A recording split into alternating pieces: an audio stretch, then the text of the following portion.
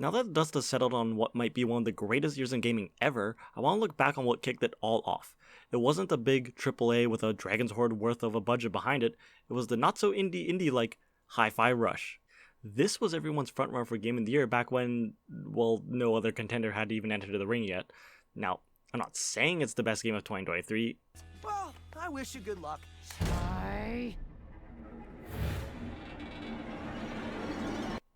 No, seriously, I'm not. Great. But I am saying it's one of the best of the year, and in my opinion, deserves at least a nomination. Of all of the contenders, Hi-Fi Rush is the most consistently good all around and combines all of its parts in creative ways that make it stand out from the pack.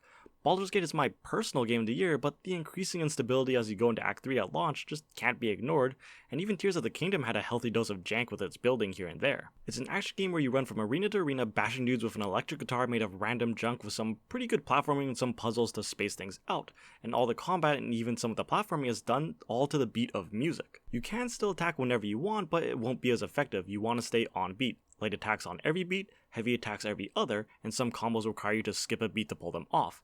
Enemies always attack on beat, making it imperative to stay on rhythm to parry and dodge, all leading to a deceptive amount of depth while still allowing for a bit of button mashing if you want. And the soundtrack you're fighting to is great.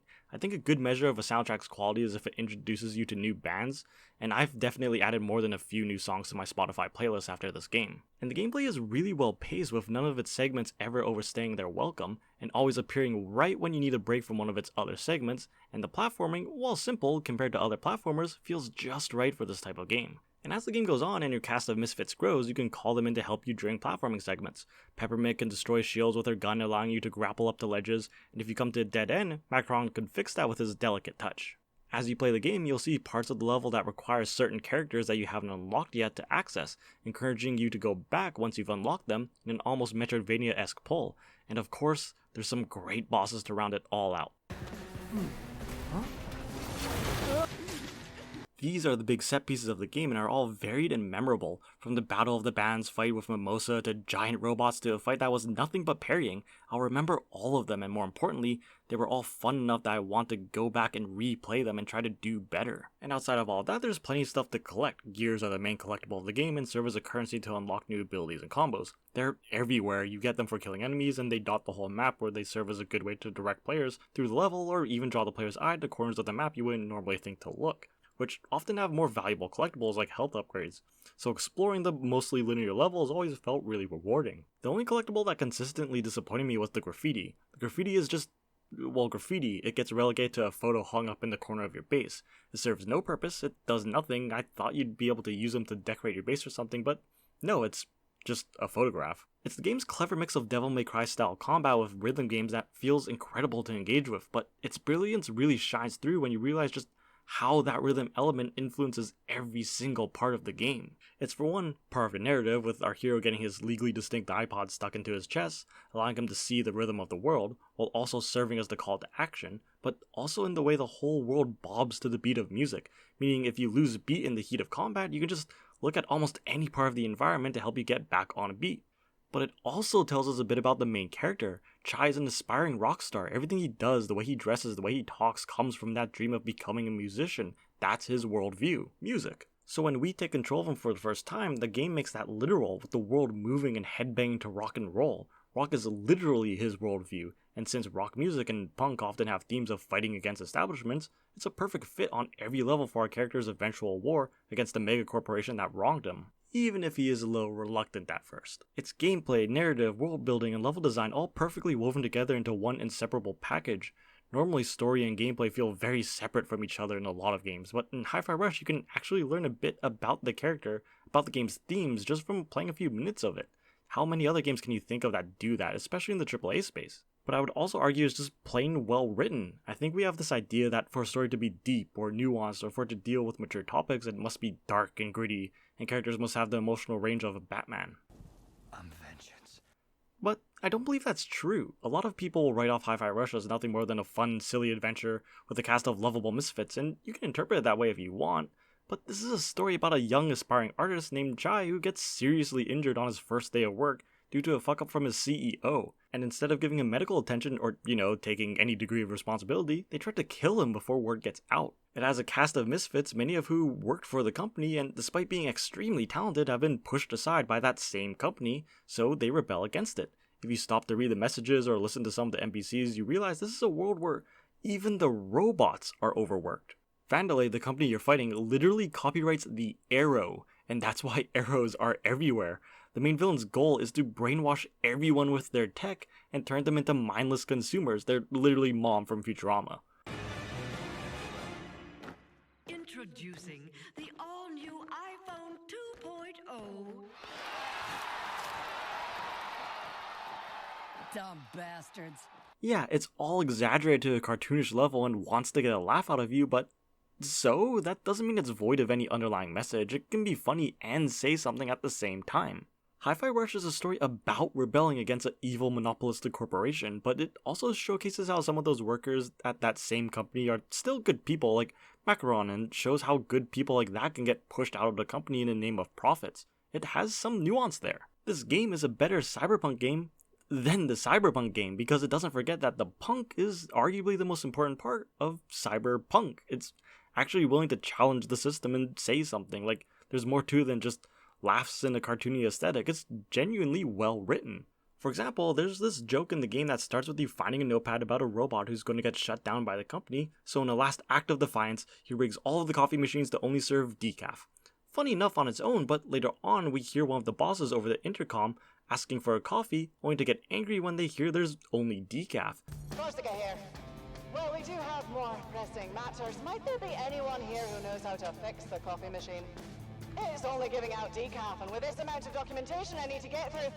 It's a great way to wrap it around, but then the joke comes back again at the end of the game, this time during a major cutscene. Get me a cortado. Coffee machine's only putting out decaf, sir.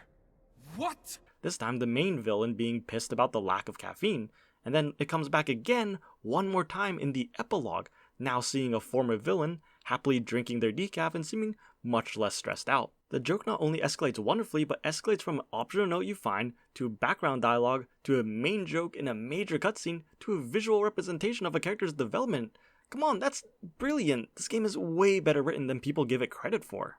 We also have this idea that things have to look realistic to look good, well, except the women, apparently they gotta look flawless. And yeah, games like Final Fantasy look incredible, Jedi Survivor looks great, but I mean, look at this game! Look how expressive the characters are, how creative the world is, how everything pops with color and personality. This is a game where you know exactly what game it is from any screenshot you see. It's an art style that people are gonna remember for years to come.